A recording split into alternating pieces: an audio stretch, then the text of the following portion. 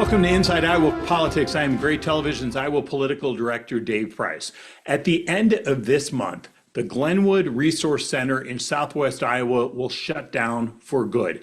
This facility has had a presence in some form in this community since the mid-1800s, but a federal investigation found that top staff at this center had been conducting medical experiments on some of these intellectually disabled residents, including in some cases sexual arousal experiments.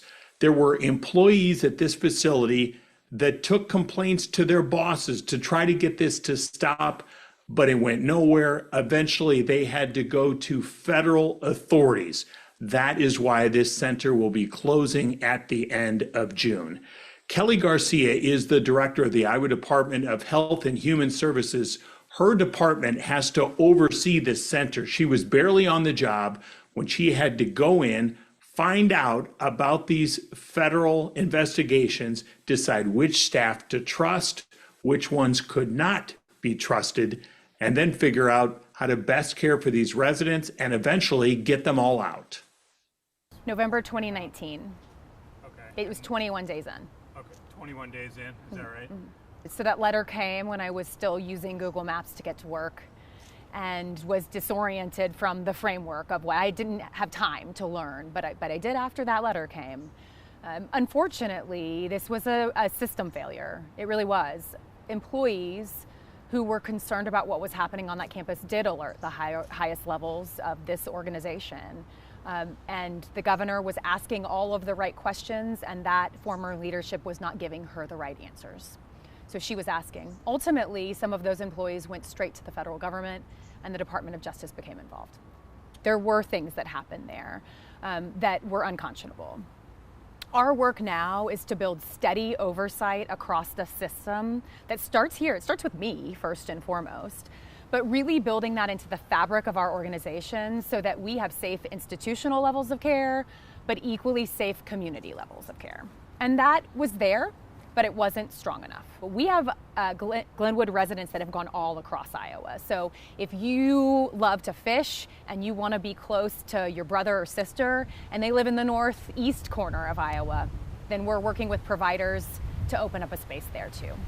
Most individuals are living in a home just like you or I do. Some in a host home, so families that take adults in and again live in a family setting. Some individuals and a lot of our employees have stepped forward to be host home providers, which is a lovely transition from the work that they have done at Glenwood. The second space is we have several gentlemen who have come together and they're renting houses together, and then a community provider organization comes into their home to provide the services that up until now have been provided at Glenwood, right? The daily supports that ensure that they are safe, well cared for, that their health care is taken care of. Different humans have different levels of need, and we design a plan around those humans. So we have been working very closely with a set of community leaders who stepped up to the table to think about what that campus could be. And Dave, have you been to Glenwood before? It's beautiful. It's a lovely piece of property.